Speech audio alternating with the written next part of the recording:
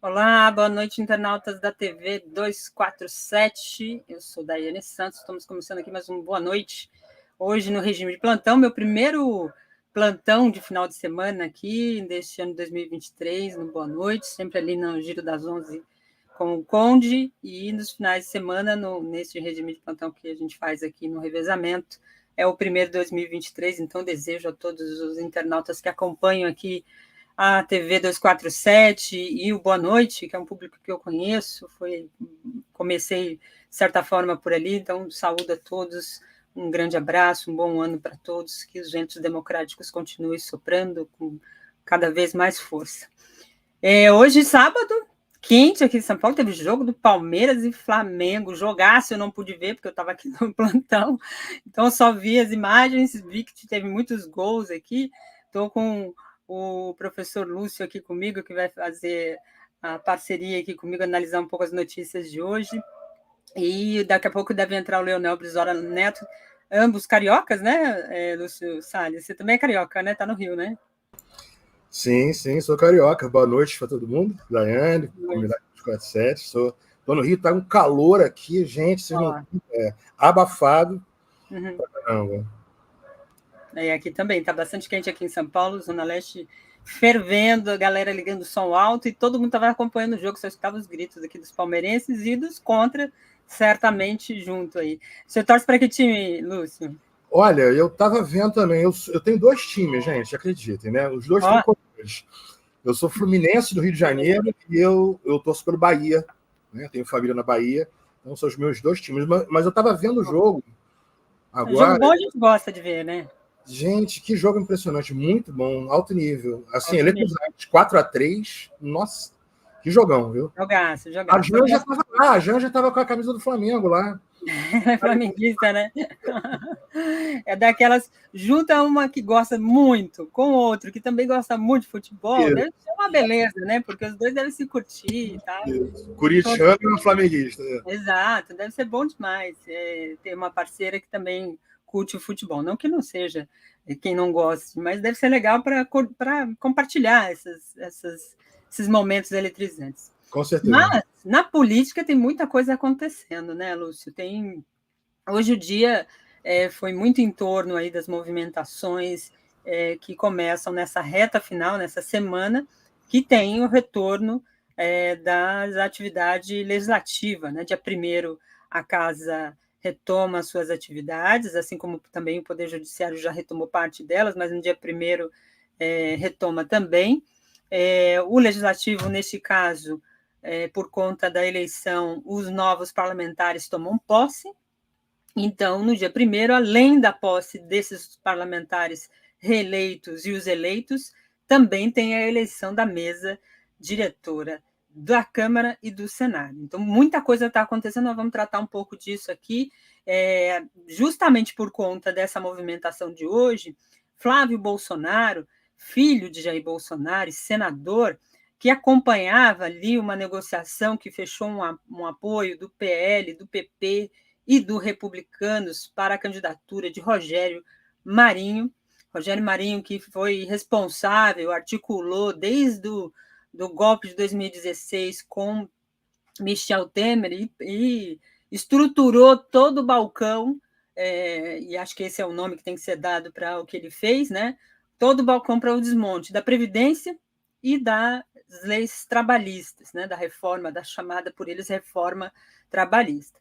Ele é o candidato, ele foi eleito para o Senado, pelo Rio Grande do Norte, e é o candidato da bancada do PP, do PL e do Republicanos, ou seja, da bancada bolsonarista.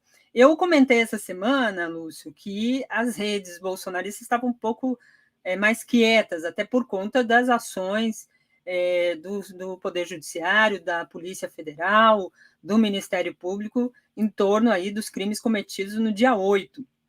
Uma série de desdobramentos dessas investigações, prisões, buscas e apreensão. Então, as redes bolsonaristas, de certo modo, principalmente no YouTube, estavam mais quietinha. Mas hoje, quando abro aqui o YouTube, vou dar uma olhada no que tem de notícia, dar uma lida, me informar aqui, eu passo pelo YouTube e dou uma olhada no que tem de live também desses setores. E vi lá uma live do Girão e mais um senador lá que eu não me recordo o nome, falando justamente desse movimento que eles denominam como uma forma de equilibrar os poderes, porque para eles, na visão deles, há um desequilíbrio dos poderes com as ações do Supremo Tribunal Federal em torno dos atos golpistas, e com a eleição de Lula, eles acreditam que a eleição de Marinho para o Senado seria uma trincheira para barrar ali os intentos democráticos, porque é isso que eles, na verdade, criticam, né? Mas nesse anúncio, a gente vai comentar um pouco mais sobre essa questão aí do Senado, mas durante a coletiva do Rogério Marinho estava lá Flávio Bolsonaro, que participou da reunião, assim como Tereza Cristina e outros bolsonaristas que participaram dessa articulação, ele que é senador. E aí ele foi questionado lá pelos jornalistas sobre o pai, se o pai vai voltar ao Brasil ou não. Isso que foi o que motivou aqui o título do nosso programa de hoje, né? O Flávio Bolsonaro disse que o pai pode não voltar ao Brasil, pode voltar em 6 meses ou nunca mais voltar, disse ele. Queria ouvir do Lúcio como é que ele vê essa declaração do Flávio Bolsonaro. E a gente, há pouco, eu troquei a manchete lá do nosso site, há pouco, com uma informação trazida pelo nosso querido amigo, jornalista, comentarista aqui da TV 247, o Brian Meyer, que ele diz, na apuração que ele fez, que fontes bolsonaristas dão conta de que o Bolsonaro já conseguiu trocar o visto diplomático para um visto de turista. Ele teria um prazo até o final do mês, que termina na terça-feira, para fazer essa troca, fazer o pedido e fazer essa troca. Senão, teria que sair dos Estados Unidos, ou provavelmente voltando aqui para o Brasil, ou indo para o Catar, quem sabe, né, para a Arábia Saudita, um local que pense um pouco mais como ele, né, em relação às questões políticas.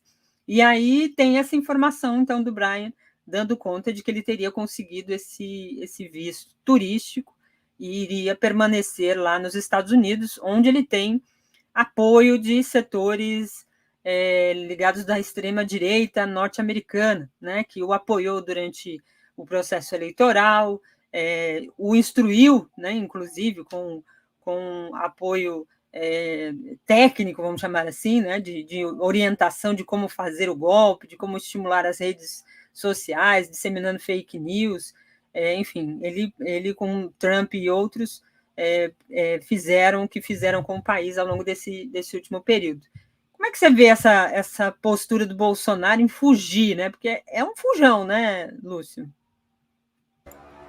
Pois é, 3 pontos, eu vou ligar 3 pontos aqui. É um fujão, com certeza, né? É um fujão, e eles, né? Não ele, a família e os seguidores e tal, eles têm que lidar com essa realidade, né? Já caiu, espero que já tenha caído essa ficha, né? Com todos os problemas que nós tivemos aqui, que Lula está eleito, né? Lula está eleito, está avançando, resistiu àquela invasão do dia 8, está na América do Sul, vai se encontrar com Biden, então, ou seja, isso é um fato, aonde eles estão lá. Esse é o ponto 1, né, que eu acho que tem que ser bem marcado. O 2, eu li no 247, inclusive, né? Agora você colocou em tela a reportagem, declaração do filho dele, né? Olha, o que essa galera, o que essa turma fala, né, nos últimos anos, eu fiquei meio gato escaldado, né? Dizem uma coisa, outra hora diz outra, então é tanto disse-me diz, de despiste, que a gente não sabe, não sei. Eu sei que ele tem muita coisa a acertar voltando para o Brasil, né? Eu creio, veja só, isso é uma opinião, né? Um machismo, praticamente, baseado nos últimos acontecimentos. Eu creio que é bem provável que ele não queira voltar, não. Agora, o que ele vai fazer com isso, né? Como que conseguiria isso, vistos, ou a tal da cidadania italiana, né? Ao que parece, tem uma questão dessa, né? Que estaria tirando a cidadania e tal. Eu não sou jurista, não sei como é que seria isso, mas assim a figura dele, né? Não tem assim uma estrutura de caráter, né? Fazendo aqui uma comparação do incomparável, por exemplo, como Lula, né? Lula, com toda a perseguição com tudo que aconteceu, processo de lawfare, todo o massacre que houve aqui, em nenhum momento recuou de nada, né? Eu acho que isso é uma coisa a ser destacada, né? E esse cara, com tudo que ele não fez no governo e acabou fazendo de ruim para o governo, né? Antes mesmo do fim, ele se manda e o resto nós estamos vivendo e acompanhando, né? Tudo isso que aconteceu no dia 8, essa invasão que houve em Brasília. Na verdade, eu até diria uma coisa, já que você tocou no silêncio relativo das redes, né? Pessoalmente, eu digo a todo mundo que está aqui, né? O pessoal todo da comunidade 247 que está aqui nos ouvindo, que assim, eu enxerguei materializado no dia 8, né, os tais dos enxames digitais, né? Que quem estuda essa parte de psicopolítica, e das redes, convulsões em rede, desculpa, eu vou desligar aqui convulsões em rede, a gente sabe que esses enxames, que a gente chama que se juntam em rede, a característica deles é não fazer uma massa muito uniforme, né? Então, esses ataques que ao longo dos anos, isso não é agora no governo dele, não. Antes a gente tem visto, né? Esses ataques de enxames em redes, invasões em grandes grupos que eles fazem, ataque à reputação de instituições, que a gente chama isso de enxames mesmo, né? Tem até uma expressão que o Byung-Chul Han usa para isso, que chama-se shitstorm, ou seja, tempestade de merda, né? É um ataque mesmo de bandos, né? Robôs, ou contas fake, pessoas que são pagas e tal, para fazer esses ataques. Lá em Brasília, a visão que eu tinha ali, porque, embora uma massa fazendo aquela invasão, né? Se a gente fosse olhar de perto, inclusive os vídeos que passaram depois, né, da Polícia Legislativa, que tinha uma linha de frente, parecia até profissional, né? Eu não sei se polícia, militar, mercenário, pago, com máscaras, luvas e tal, e o pessoal de trás com tudo. O povo ali, gente que inclusive pode ser das nossas famílias, né? Que eu digo assim, pessoas comuns, aposentado, mais idade, desempregado e tal.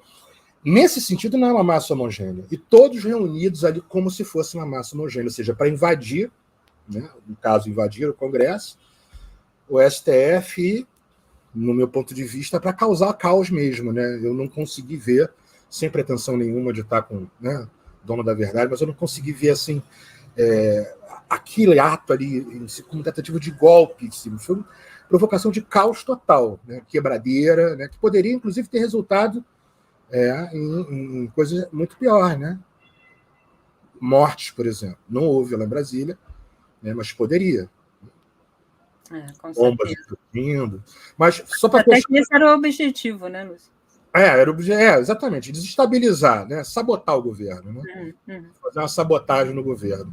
Mas, assim, fechando a pergunta, que eu fiz essa análise geral, eu espero que ele volte.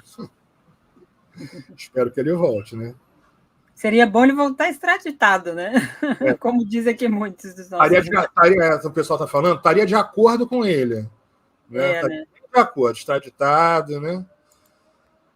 Mas assim, vamos ver, né? É tanto dizer e desdizer que eles jogam, e a turma dele, tem muita gente lá nos Estados Unidos, mas pode ser uma coincidência, talvez não, né? A gente tem que aguardar um pouco, né? Mas assim, muita coisa espera por ele aqui, né?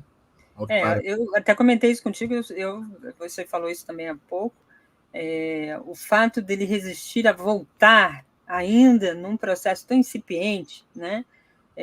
Por que eu digo incipiente? Porque tudo leva em direção a ele, mas não tem nenhuma sustentação, vamos chamar assim, do ponto de vista do processo. A gente sabe, e eu não estou passando pano aqui, porque o pessoal daqui a pouco vai dizer que eu estou passando pano para o Bolsonaro. Mas, do ponto de vista jurídico, as coisas não andaram a ponto de sustentar um pedido de prisão, do ponto de vista daquilo que se tem, e do andamento que o judiciário está dando para todas essas questões.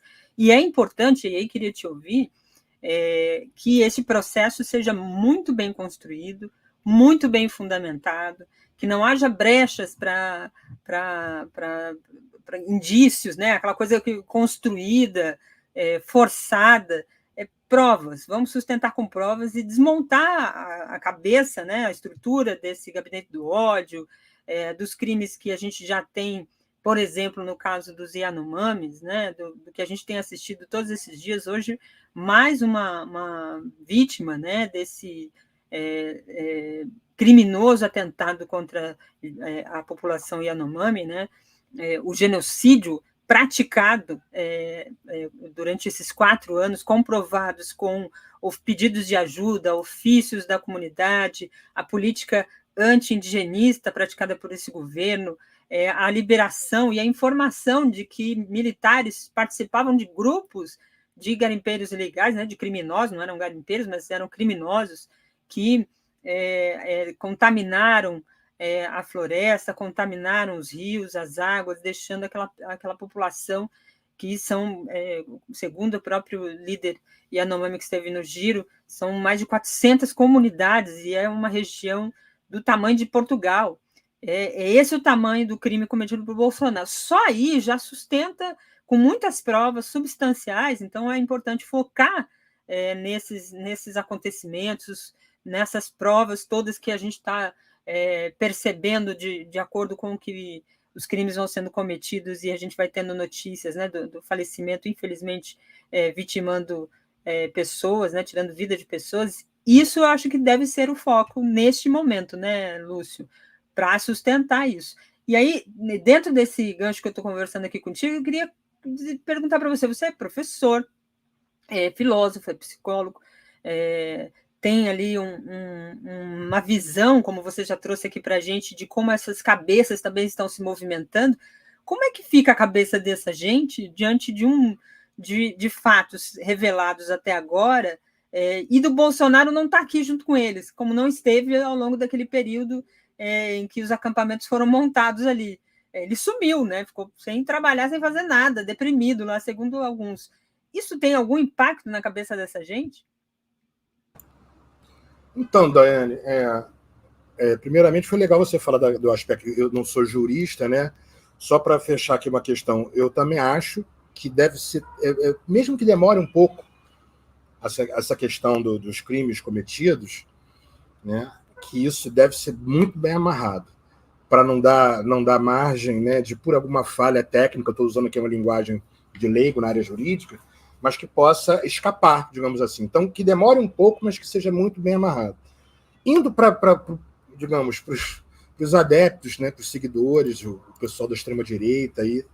Olha, de um tempo para cá, eu tenho adotado uma postura um pouco diferente, principalmente quando eu notei, assim, eu acho que para a alegria de todos nós aqui, né, que havia muita chance, né, do Lula vencer a eleição da coligação. Essa sensação foi dando no final do ano passado. Eu comecei a mudar um pouco a postura, que com amigos conhecidos, familiares, né, eu dou aula, eu atendo, eu me relaciono, converso com muita gente. E assim, tem muito material de troca com essas pessoas, né? E o que eu posso dizer é o seguinte: eu creio que a gente tende a ter uma certa fantasia de que são todos iguais, às vezes, né? A gente vê uma cena daquela como dia 8, assim, de que ali tem uma massa, e tinha uma massa, né, ensandecida, invadindo, mas que a cabecinha de todos ali funciona exatamente do mesmo jeito. E não é bem assim.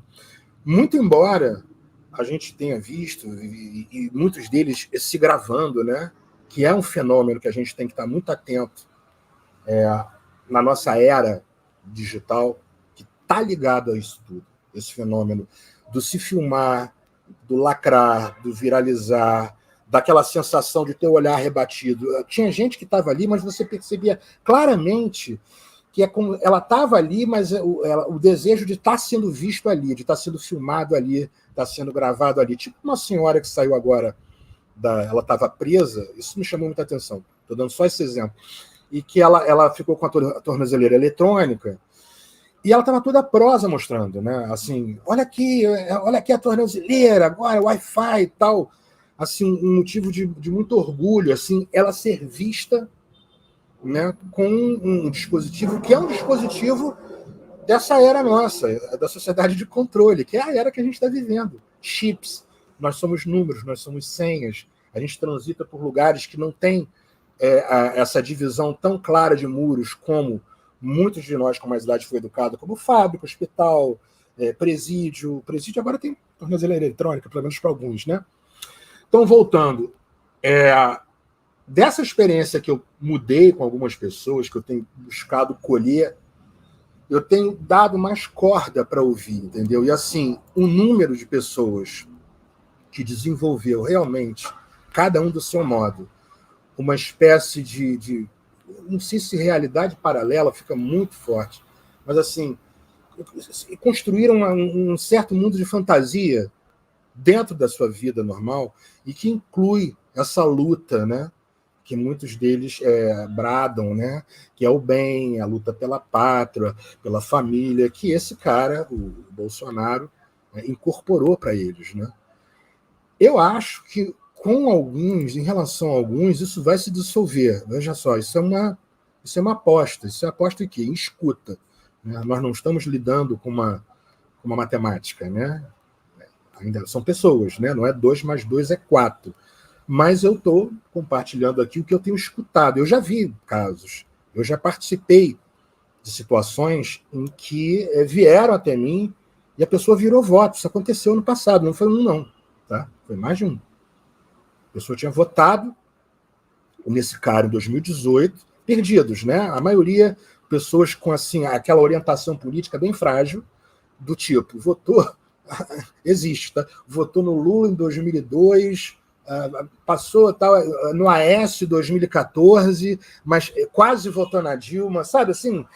Você é o quê? Não sei, tá na mão do palhaço quase, mais ou menos. Existe muito, muito, gente, você não tem ideia, tá cheio. Mas aconteceu, a pessoa entrou em contato, né? Lúcio, pô, olha só, aquele negócio que a gente conversando há tempo, tal, 2 anos de conversa e tal. Eu decidi que eu vou votar agora no Lula, você tem uma indicação, eu até indiquei o último, foi a Élica Takimoto aqui no Rio, né, para deputado. Ele pediu, eu fiquei assim, falei, gente, mas que notícia maravilhosa que eu estou tendo, né? Porque assim, a sensação até então era de uma abdução completa, né? Eu tinha tomado conta. Por isso que eu estou dizendo assim, eu tenho uma aposta de que vai se dissolver. Inclusive, eu falei, eu já comentei uma vez com o Joaquim, que eu acho, aposta, tá, gente? Sem pretensão de dono de verdade. Eu creio que o Bolsonaro ele já está se esvaziando como representante, né? E eu tenho uma coisa do porquê. Assim, veja só, se esvaziando é que eles vão substituir, tá? Eu creio que isso vai acontecer para um outro líder aí, essa extrema-direita pipoca em vários lugares do mundo. A minha aposta é porque ele não entregou o que ele prometeu. O mito, né? A figura do mito, né? Uma figura heróica e tal, ele não entregou. O golpe do 7 de setembro, não. Perdeu do Lula. Tudo bem que perder do Lula não é para qualquer um, né? O Lula é um campeão das eleições, só não entrou em 2018 porque aconteceu o que aconteceu, mas perdeu, não entregou. No dia 8, digamos que houvesse realmente a pretensão, né, por trás daquele caos todo, que é o instrumento deles, é o caos, é o ruído. Não haver mensagem. Em termos de troca de comunicação, qual é o sinônimo do caos? É o ruído. Você quebra o padrão de comunicação. Então, caos. Se quisessem dar um golpe, não rolou. Né? O governo, dentro do possível, agiu muito bem a tempo, tudo funcionou ali, teve intervenção lá, não rolou. Então, ele não entrega. Para alguns, eu creio que isso vai já esvaziar um pouco. Agora, pessoal, tem gente que vive mesmo a pessoa embarcou é uma questão séria isso. Isso é um fenômeno.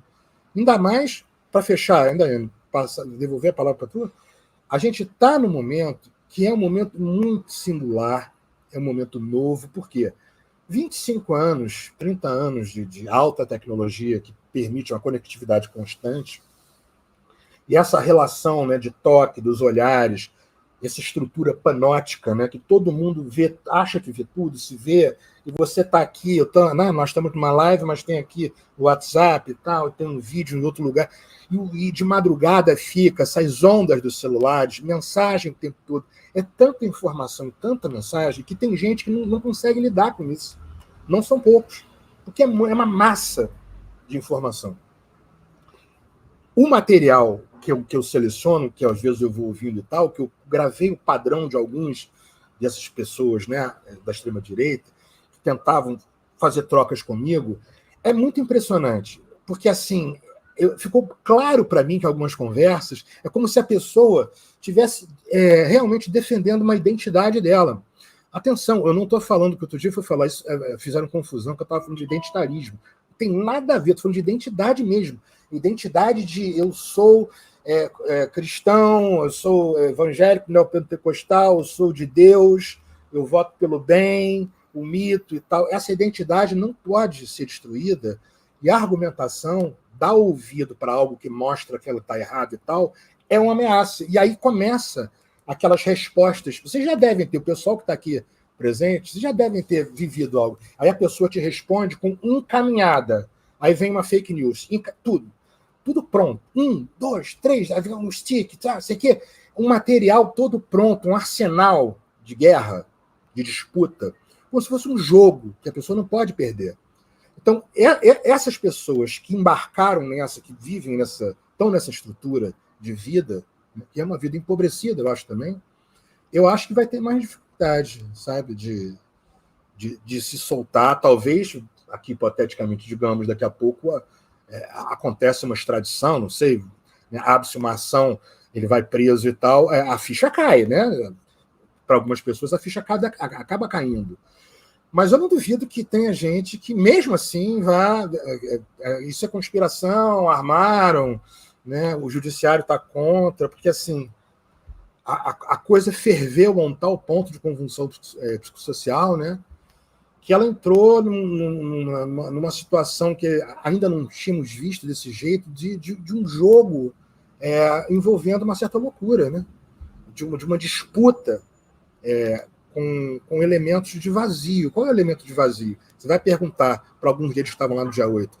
Eles vão repetir: Deus, pátria, família. Um amigo meu que ficou 12 dias, ele visitou acampamentos, ele falou, cara, é muito impressionante. A estrutura, tinha gerador de luz, comida, refeitório, e assim, tinham momentos que tinham hinos, músicas militares, hinos religiosos, todos em ordem, assim, camisa da seleção e tal, como se fosse um grupo social reunido, que tem pertencimento, entendeu?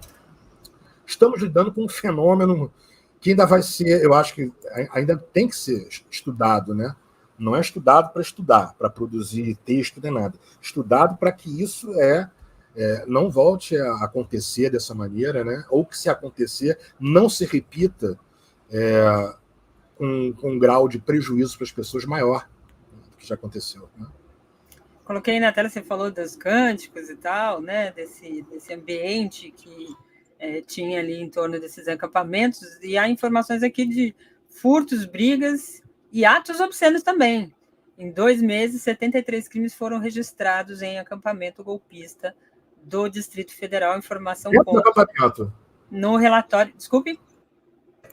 Dentro do acampamento, isso. Dentro do acampamento. A informação consta no relatório da intervenção, né, apresentado na última sexta-feira, ontem, por Ricardo Capelli, sobre os atos antidemocráticos aí, realizado no dia 8. Né? Então, há uma série de informações que a gente vai sabendo aos poucos, né, conforme vão andando aí as investigações e conforme também vai sendo divulgado algumas questões. Você está apontando... Eu vou aproveitar, senão eu vou esquecer aqui de ler os comentários dos nossos internautas, senão eu embalo aqui na conversa. Deixa eu falar aqui deles. Oi? Tem um aqui que está perguntando qual o nome do meu amigo que visitou. Não vou falar, não. Sigilo aqui da fonte, né? Jansu entrou como membro do nosso canal.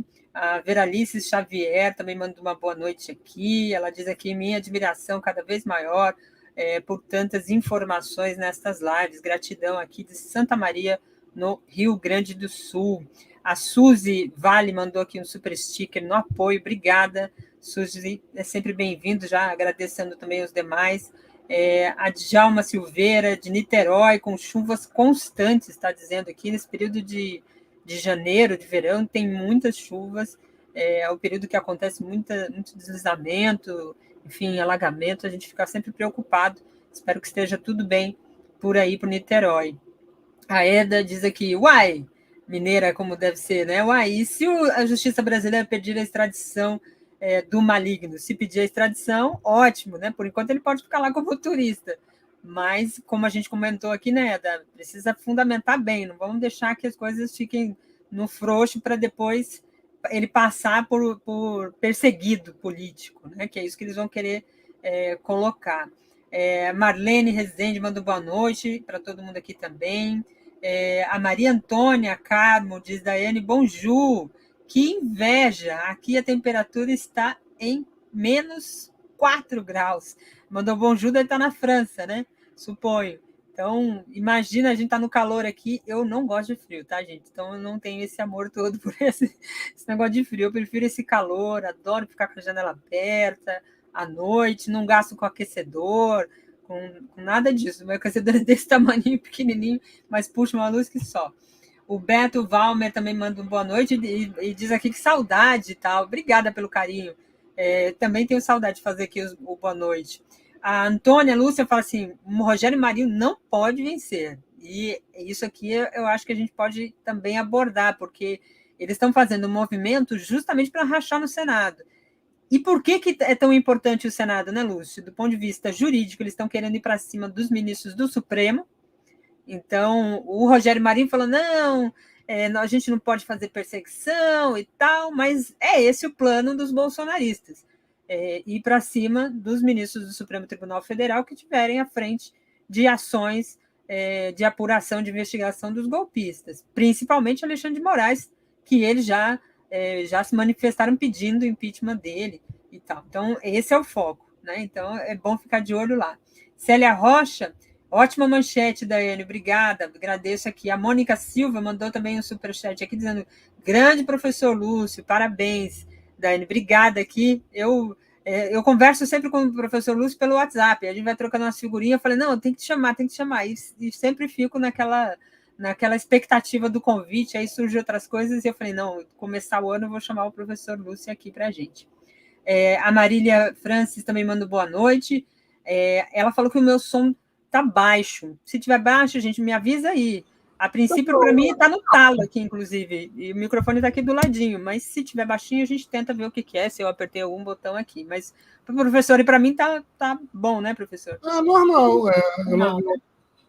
O querido Cláudio Alves, que é super parceiro aqui nosso, sempre participa das lives, diz aqui no seu superchat, acho que o Bozo vai tentar fugir para uma das monarquias do Golfo, Arábia Saudita, Dubai, etc., e elas seriam os únicos lugares seguros para ele, diz aqui o Cláudio Alves, também nessa avaliação de que o Bolsonaro está na fuga, né? O David Bonhams, acho que é assim, Banhos, perdão, diz aqui, Lúcio, e esse Linux? Ele fala que está perguntando do Linux aqui, ele. E Ideraldo Thompson. Deve ser um slacker também, né? Né? O Ideraldo Top São Paulo também fala que Bolsonaro será julgado pelo Tribunal Internacional. É isso que a gente também espera. Você estava falando, Lúcio, dessa questão midiática, né? Desses personagens, de certa forma, anônimos, né? Que apareceram aí nesses últimos dias, querendo se destacar pelo crime, né? É muito, muito doido isso, né? Porque qualquer pessoa em sã consciência não vai querer destruir nenhum lugar público ou nada que não seja por entendendo que é crime. Se entende que é crime, não faria, né? E eles sabem que é crime e estavam ali querendo ser heróis. É muito contraditório. Mas tem personagens que, ao longo desse período, também apareceram, se elegeram, surfaram nessa onda. E essa semana a gente falou bastante aí do comentário do Lula lá na CELAC sobre Michel Temer, falando que ele é um golpista, e ele mesmo já admitiu isso, então ninguém está falando nenhuma novidade, né? Todo mundo percebeu isso no período de 2016, com aquela carta, aquele áudio que ele faz lá, já fazendo um discurso de posse, antes mesmo da Dilma sair, né? E aí depois na Roda Viva ele fala que não, o golpe já estava daí e usou essa palavra, né? O golpe já estava dado. Ele falou, bem lembrado, ele falou. Ele falou sobre isso, né? E aí tem alguns personagens que surfaram nessa onda nesse período. Uma dessas personagens é a Janaína Pascoal, que saiu candidata a deputada estadual, né? Ela tinha uma pretensão de ser federal, mas tinha lá uma disputa com a deputada que acabou saindo também do PSL, esqueci o nome dela, jornalista, foi hiper atacada pelo Bolsonaro e pelo bolsonarismo, e ela acabou saindo deputada estadual, teve uma votação expressiva, e tentou sair para o Senado aqui em São Paulo, foi preterida, Bolsonaro várias vezes escanteou, e ela andou fazendo algumas críticas, ela bate muito no governo, né, governo Lula, nos ministros, mas também faz críticas ali no tom desses bolsonaristas. Aí hoje ela saiu, ontem, né, numa postagem no Twitter, ela saiu com essa aqui, gente. Desgraçaram o país, diz Janaína Pascoal sobre o bolsonarismo. Estão desgraçando a própria vida e de suas famílias e não conseguem ver ou assumir a própria burrice, disse Janaína Pascoal em suas redes sociais. Então, tem dentro dessa situação do bolsonarismo, Lúcio, tem esses rachas assim, de pessoas que começam a criticar ou fazer um tom e, de repente, começa a ser alvo do ódio, né, que eles disseminam. O clã Bolsonaro chegou a criticar as Forças Armadas, que eles tanto endeusam. Então, eles também demonstram muita divisão. Isso tem alguma explicação para a gente entender como é que isso se organiza? Porque você destacou o papel das redes nisso. E ela acaba fazendo, dentro desse mundo paralelo que eles criam, diante de qualquer situação real, fática, não importa, o que importa é o que eles estão querendo ali naquele momento, e mesmo que não haja condições factíveis da realização, concretização, né? Teve um momento daqueles acampamentos que saiu a notícia de que o Alexandre de Moraes estava preso, aí houve uma choradeira, uma comoção, enfim, eles acreditam mesmo, eles não vão apurar e tal. Mas tem essas divisões. Como é que isso também se estrutura? O bolsonarismo não tem uma liderança? A liderança é a manada? É isso mesmo? É gado mesmo? Daiane, eu acho o seguinte, tem uma coisa aí que, e alguns elementos desses, né, ao longo foram sendo largados a expressão, como é que é, se aproveitar, não. Eles surfam na onda, pronto. Eu acho que a melhor expressão é essa, né? Todo mundo vai entender. Eles surfam na onda, né? Quando começa a haver um esvaziamento, né? Bolsonaro perdeu, Lula eleito e tal, aí surfa na onda, mas dessa maneira aí, né? Assim, você vê a estrutura do pensamento dela, né? Que é uma grande burrice e tal. Essa moça, ela está no cerne do golpe que foi aplicado na Dilma, que o golpe foi em sequência, né? A imagem dela, que não sai da memória, ela com a Constituição Federal, mas assim, fazendo aquela pose, dizendo que aquilo ali era a Bíblia dela. Vocês lembram disso? Isso aqui é a minha Bíblia e tal. Quer dizer, fazendo uma coisa assim, bem fronteiriça, subliminar ali, entendeu? Entre lei e a Constituição Federal. No caso ali, a Bíblia dela estava sendo usada para dar um golpe na Dilma, né? Um crime que não existiu, né? Depois, inclusive, comprovadamente isso. Queria só fazer uma observação bem rápida ligada a isso e retomo. Que eu estava lendo aqui a Ana Santos e o Aparecido Lopes, não se preocupem. A Ana falou assim, Lúcio, baderna criada por desequilibrados fanáticos fascistas. E o Aparecido, não precisamos de análise psicológica, precisamos de cumprimento das leis. Nós dois, olha, nós concordamos totalmente, gente. Uma coisa não elimina a outra, tá? Aquela galera que estava lá no dia 8, né, que a gente chama de bolsonarista, extrema-direita, que saiu quebrando e tal, é a lei para ser cumprida. A questão é que até o judiciário precisa também de profissionais da área da medicina, da psiquiatria e de psicologia para trabalhar com perícia, com forense. Então, a pessoa que está em desarmonia, que não está em tela isso, tá? Psíquica, ela tem alguns direitos, digamos assim. Por isso que a gente também faz uma análise de perfil psicológico, né? Sem pessoalizar, mas não para eximir ninguém de crime, muito pelo contrário. Eu me lembro até que eu chamei a atenção de uma pessoa outro dia para evitar falar quando aparecia aquelas cenas do pessoal com o celular na cabeça, todo mundo deve ter visto, né? Rezando para pneu e tal, para não ficar com esse mantra perigosíssimo de interna, bora no hospício, tá? Porque esse discurso, ele é um discurso proto-fascista também. O interna, põe no hospício, porque o hospício, ele foi classicamente um parente muito próximo do presídio, né? Muita gente foi colocada lá e ficou a vida inteira lá preso, tomando eletrochoque e tal, sendo torturado, né? Voltando, então, à questão dessa turma, né, que é da reportagem mostrando a Janaína. Olha, eu acho que tem essa pessoal que surfa, vai surfar na onda do enfraquecimento, né, dele, da turma que está com ele, que não está mais no governo, né, e entrou um governo nesse sentido com uma coligação forte. Esse é o meu ponto de vista, grande, forte no sentido. Tem bastante gente ali, né, numa luta difícil, né? Lembrando que a gente ganhou uma eleição muito difícil, gente, foi muito apertado, né? Tirar eles não foi uma tarefa fácil, não. Só Lula mesmo, com Alckmin, com todo mundo junto ali, foi 2 milhões de votos, né? Então eu acho que tem muito essa questão de surfar na onda. Tem o pessoal que vai negar, né? Vai continuar, a gente está chamando de mundo paralelo, né? No seu mundo paralelo, né? Com as suas certezas, né, egóicas ou algo do gênero. E tem os que vão ter que pagar, né? Porque foi muita coisa, muito crime foi cometido, né? Algumas coisas, inclusive, estão vindo à tona agora, né? Coisas muito graves. No início da nossa conversa, você citou, né? A questão dos Yanomamis, envolvendo garimpo, envolvendo concessões. Então, eu acho que ainda vai aparecer muita coisa ainda, entendeu? Ainda pela frente, né? Isso nós estamos ainda não terminamos o primeiro mês, né? Pois é. Diz que o governo começa no terceiro mês, era um mantra, né? Não, 100 dias e tal. Nossa senhora. Estamos em janeiro, dia 28 de janeiro, e está fervendo já, né?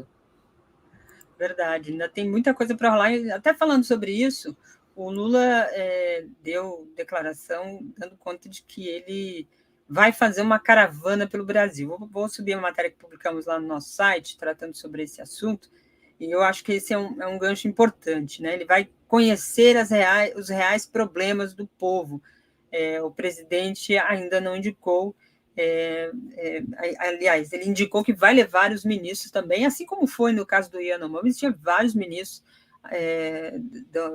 da sua equipe ministerial lá acompanhando toda aquela tragédia, e justamente para também terem dimensão, né, da situação, conversar com as pessoas, enfim, isso é uma forma, primeiro, muito Lula, né? O Lula tem essa característica de conversar, de dialogar, então não é aquela viagem motociata do Bolsonaro, né, que fica ali imune, protegido, né? Passeio com o Playboy. Passeio com o Playboy, gastando, fazendo aquela gastança toda que ele fez durante todo aquele período, muito pelo contrário, ouvindo as pessoas, não é fazendo merchan, campanha antecipada, que foi isso que o Bolsonaro fez desde o início do seu governo. É resolver os problemas, é partir da situação fática ali com as pessoas, ouvindo elas e trazendo as soluções. Isso eu acho que é um caminho muito importante durante esse período do governo. Mas muito tem se falado também, Lúcio, sobre a importância das redes.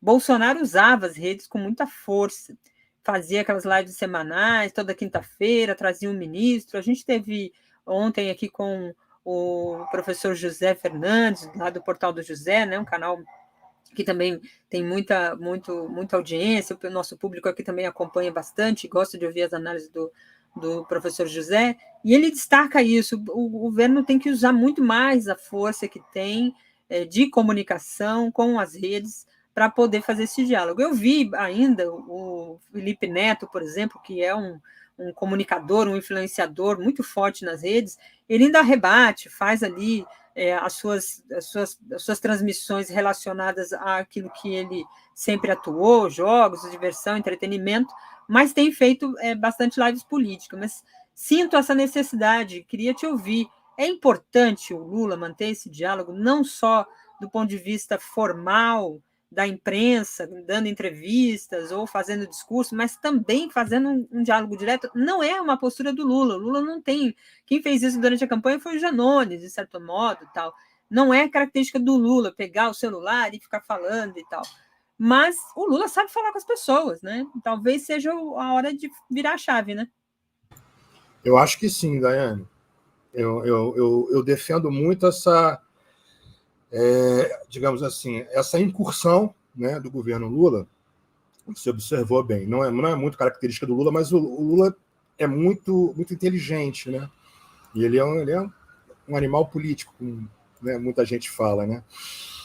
E hoje você não está na rede, né? Eu vou usar a rede e os seus dutos, né, nessas plataformas, sabendo usar, está perdendo, né? Você vê que o Janones, né, a leitura que eu tenho, né, a entrada dele na campanha, o quanto que serviu para segurar de anteparo, né? Ele segurou um rojão.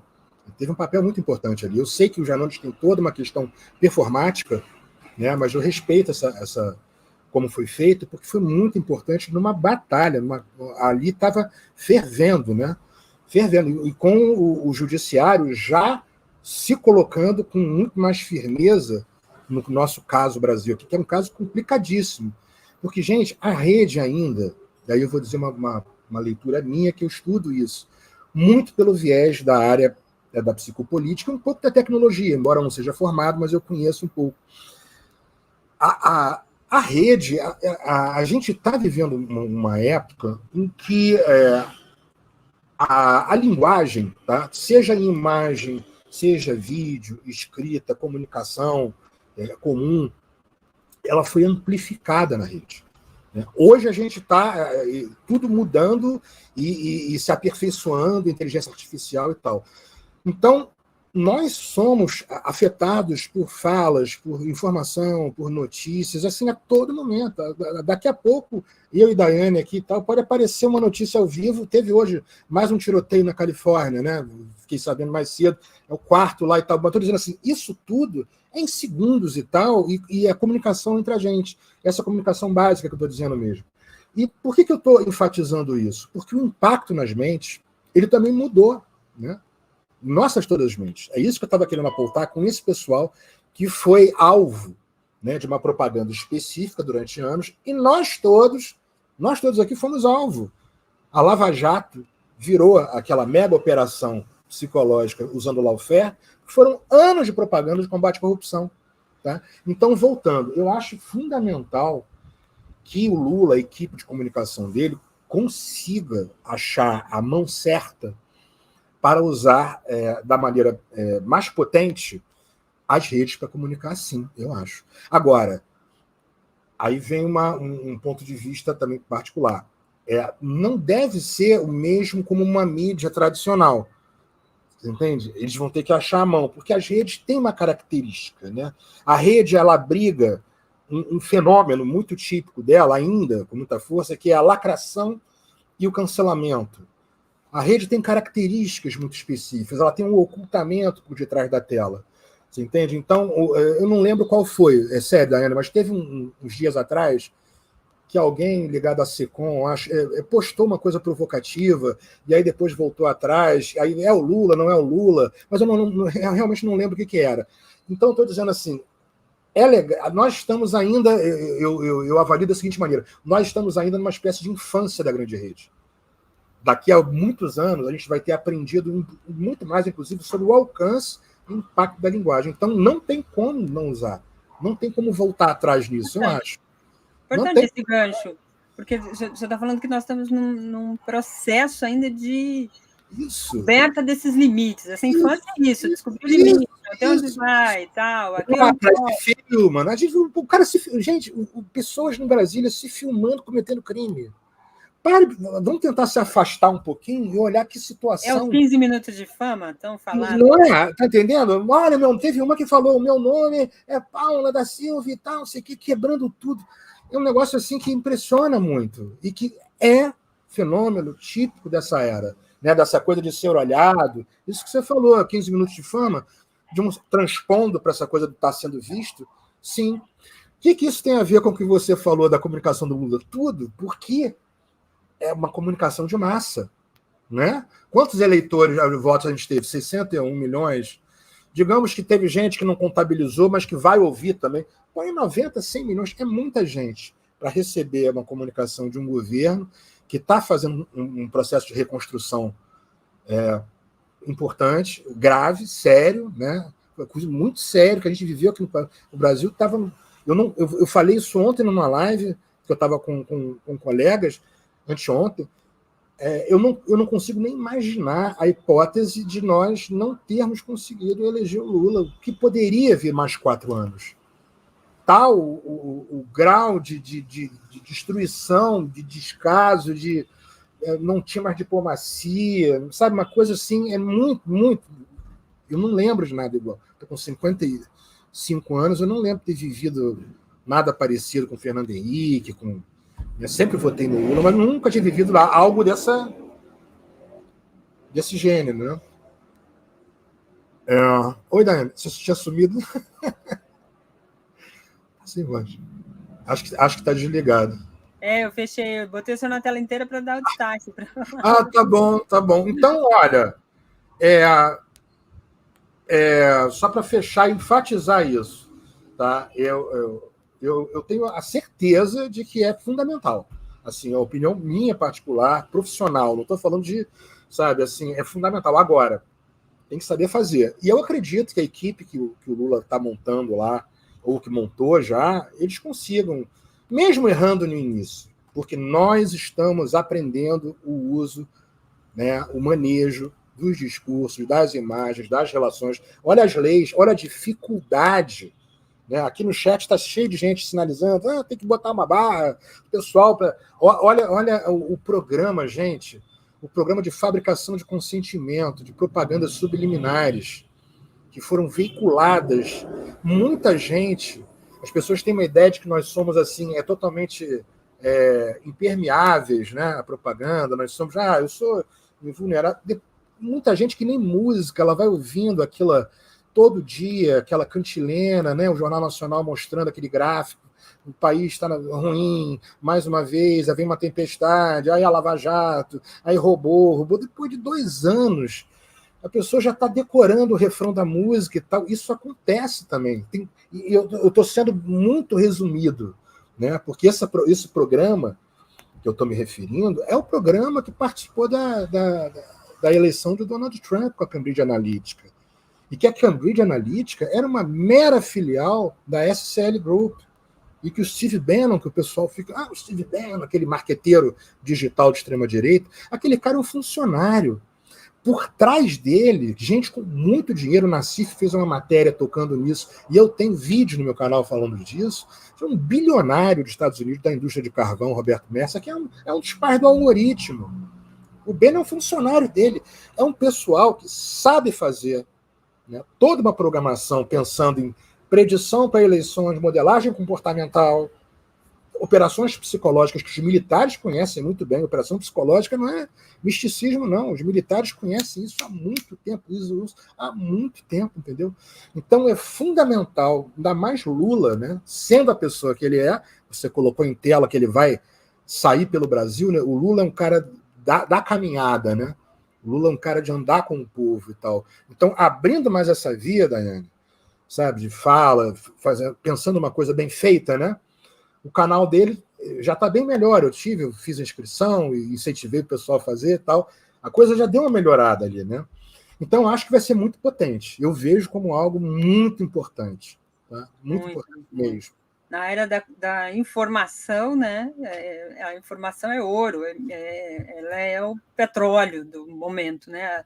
A Viviane Mosé, que já esteve algumas vezes aqui com a gente, ela fala disso, né? De que o poder hoje não é nesses bens, é de quem tem o controle da informação. Então, o Bolsonaro... Dados também, dados.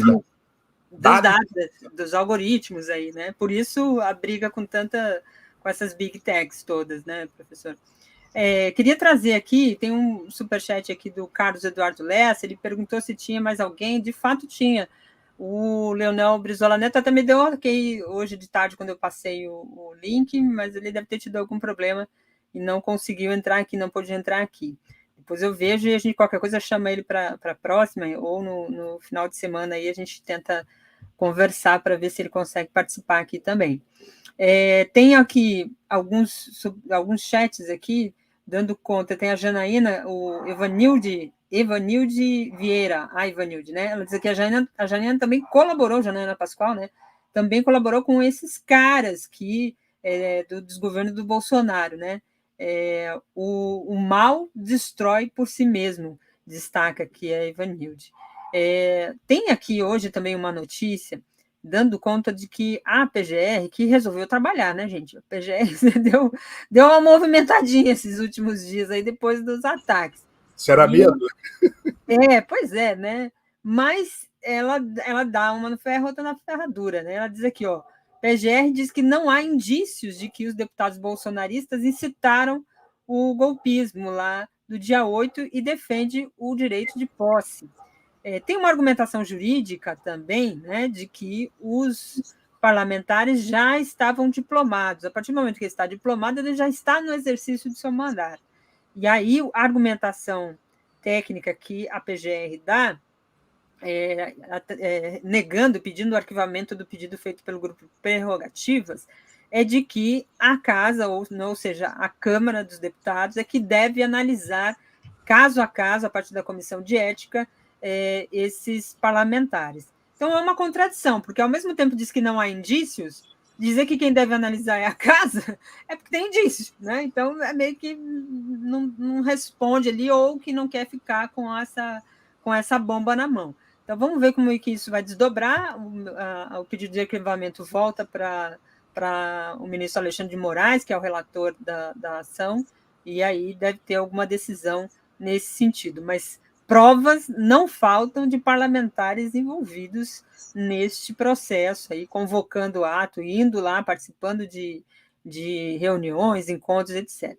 A outra notícia de hoje aqui que eu queria trazer é que a Michelle Bolsonaro, todo mundo também acompanha, a Michelle Bolsonaro voltou dos Estados Unidos sozinha, veio de máscara, boné, né, blusa, toda tentando se esconder lá no aeroporto, mas foi flagrada retornando ao país. Ela que também esteve na embaixada aí dos Estados Unidos para dar andamento nesses pedidos aí de mudança do passaporte, do visto, né, que o Bolsonaro tem, e ela lá nos Estados Unidos. E aí hoje ela fez uma publi post, né, fez uma postagem fazendo propaganda de um produto, o pessoal brincou bastante, zoou bastante, né, botando óleo de peroba para passar na carinha, que era bom, né, para ela. E hoje ela disse que estava com preguiça, gente, de fazer mudança, reclamando da mudança do Alvorada. Postou uma foto lá nas redes sociais dela, né? E disse que estava com preguiça, reclamando aí de ter que deixar o Palácio da Alvorada. Ela fez essa postagem aqui mostrando várias caixas, tudo arrumadinho, como se ela tivesse que carregar as caixas, né? A gente sabe muito bem que não deve carregar nada disso. Mas está aí a postagem dela nas redes, e tem se falado muito sobre o papel dela, né, Lúcio? Como ela foi colocada na campanha como uma personagem importante para ganhar os votos, principalmente das mulheres, e humanizar. E aí estou usando uma palavra que era a busca deles. Tentar humanizar o Bolsonaro. Toda vez que o Bolsonaro está pressionado, ou ele bota a mulher dele, ou ele bota a questão lá dos problemas médicos que ele tem desde da facada lá em Juiz de Fora, do caso de Juiz de Fora. Então ele tenta se humanizar ali, tá apertadinho, o pessoal tá indo para cima, encontra uma prova, não sei o que, aí dá aquela dorzinha de barriga, aí ou ele bota a mulher. Essa característica também é de uma covardia, né? O Valdemar da Costa Neto, ao descrever a questão, tentar explicar melhor ali a questão da minuta, também descreveu um Bolsonaro que não existe, um Bolsonaro frágil, todo deprimido pela derrota, consumido, e que as pessoas tinham uma imagem dele e tal. A gente viu o Bolsonaro ameaçando bater num jornalista, dizendo que ia dar um soco na cara do jornalista, ameaçando bater em mulher, dizendo para parlamentar que não estuprava porque ela era feia. Esse é o Bolsonaro, né? Debochando de pessoas sem ar com Covid. Exato, bem lembrado. Então, esse é o Bolsonaro, não é um personagem Bolsonaro, esse é o Bolsonaro. É o Bolsonaro lá, como o senhor lembrou aqui também antes da gente entrar, do terrorista Bolsonaro, que tentou, planejou, foi quase expulso do exército, fizeram uma manobra lá, mas porque ele planejou um ataque terrorista, ele é covarde, ele não tem nada de personagem nele.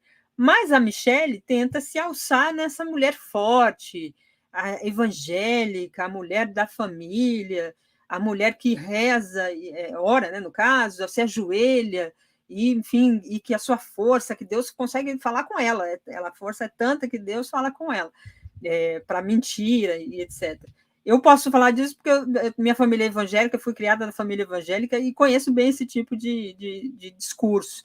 Como é que você vê a Michelle entrando nesse jogo, hein, Lúcio? Eu concordo contigo que ele, em diversos momentos, tenta se esconder por detrás da figura dela, né? Casado, uma mulher religiosa e tal, mas assim, ele não consegue. Ele é uma figura muito grosseira, né?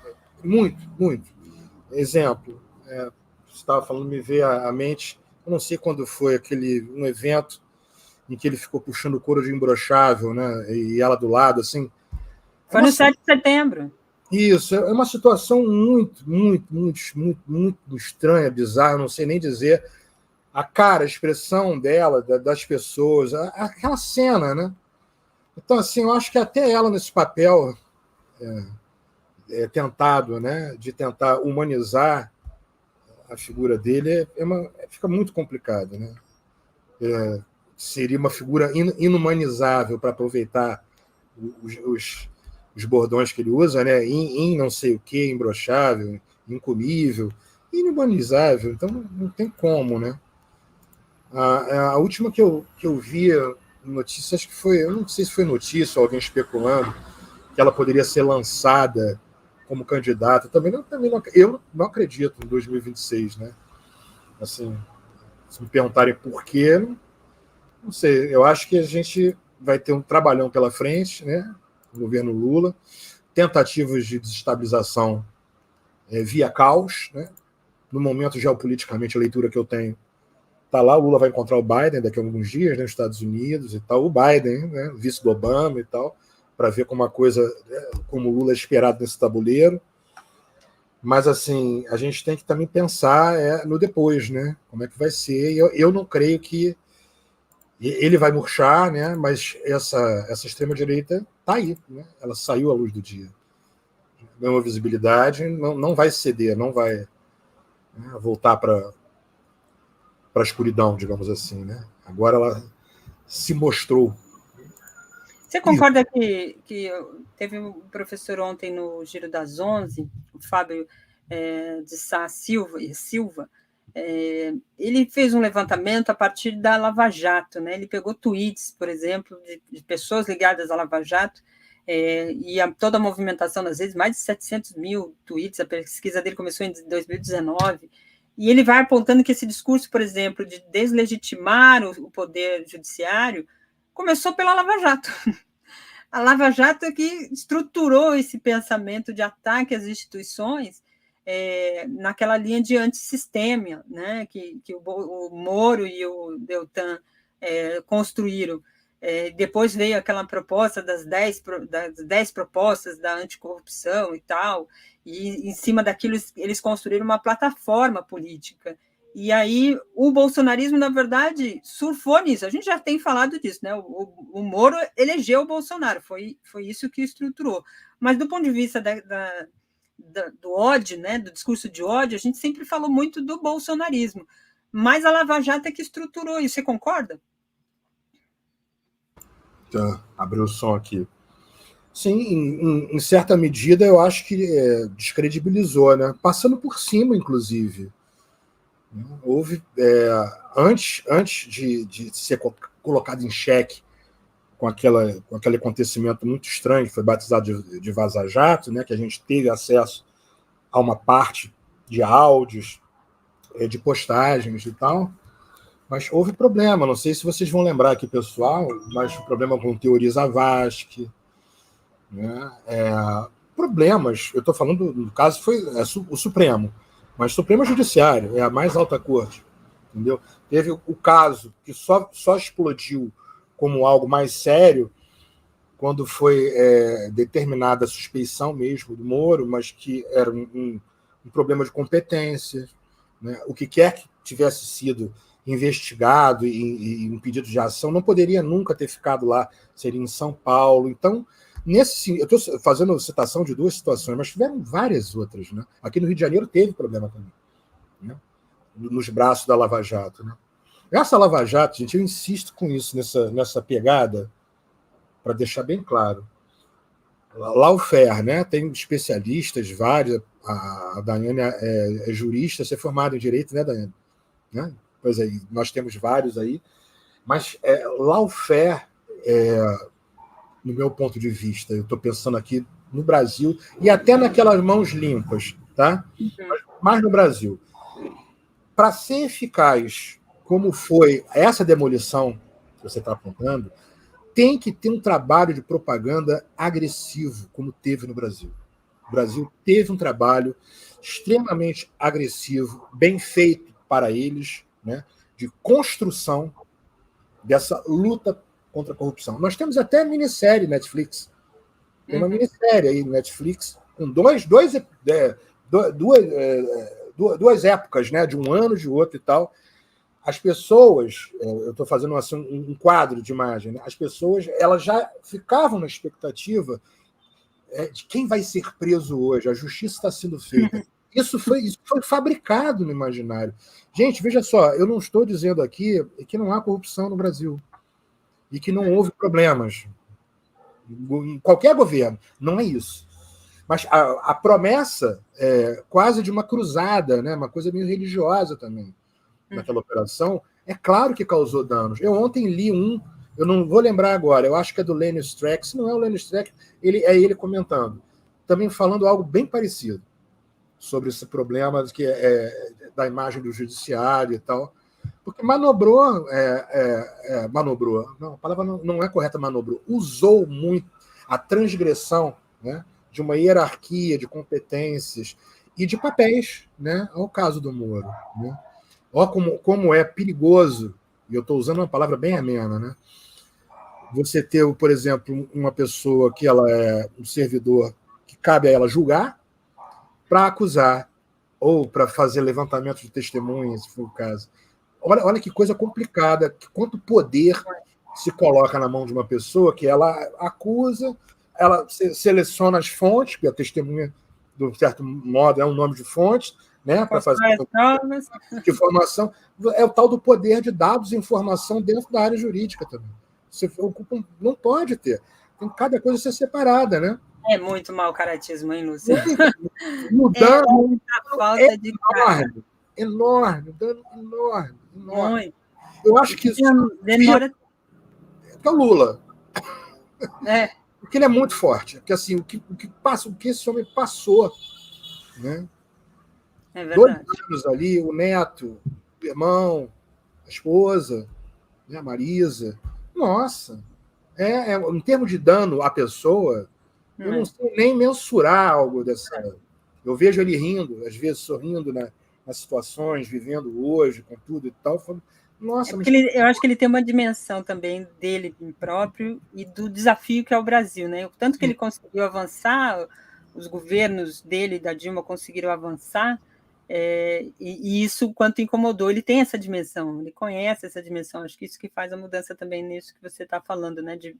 Mesmo com tudo isso, ele ainda tem a resiliência, né? De falar, não, eu vou ajudar a reconstruir isso aqui. Eu vou me sacrificar de novo, ainda que eu esteja numa idade avançada, e a gente olha para ele e fala que vigor, né? Que energia que ele transborda. A gente está chegando aqui aos finalmente, vou ler 2 superchats de passar, vai ter uma ótima entrevista também agora com o Léo Atushi e o advogado, professor da USP, Gilberto Bercovitch, falando sobre Eletrobras, né? E como essa situação aí com as lojas americanas é perigosa. Então, ele vai abordar essa questão. Então, fiquem aí com a gente. Está aqui, ó, Luciano Guilherme de Azevedo fala que Bolsonaro não trabalhava, então tinha tempo para fazer lives bobas. O João Goulart diz aqui, censura ou pagar multa por fake news ou discurso de ódio é muito pouco para evitar o efeito danoso. O mais eficiente é a resposta imediata e amplamente aqui divulgada em todas as plataformas, destaca ele aqui. E Taneu Campos diz aqui, creio que Lula deveria fazer como Getúlio Vargas, que abria todos os dias a Voz do Brasil. O país parava às 19 horas e iniciava os trabalhadores, iniciava falando trabalhadores do Brasil. Só que hoje é diferente, né, Lúcio? Cada um está vendo uma coisa, nem Voz do Brasil mais passa, e às vezes está todo mundo às vezes. Meus sobrinhos, por exemplo, que é outra geração, não assistem televisão, não ouvem rádio, é tudo no stream, e é outra realidade. A gente precisa pensar nisso, é o celular, cada um tem um controle remoto ali diferente a partir do celular. Lúcio, muito obrigada, fica aberto aqui para a gente voltar a conversar, foi muito bom, o papo fluiu rápido, agradeço aqui a sua participação, viu? Volte sempre, viu? Tá bom, obrigado, boa noite, obrigado pelo convite, Daiane, obrigado, pessoal, né, ficar junto com vocês. Até. Continue com a gente aí, eu volto amanhã no plantão aqui, a gente vai também fazer o Boa Noite de amanhã, vamos fechar os convidados, de repente eu trago o Leonel, que não pôde vir hoje, amanhã. Continue com a gente por aí. Beijo, tchau, tchau, gente.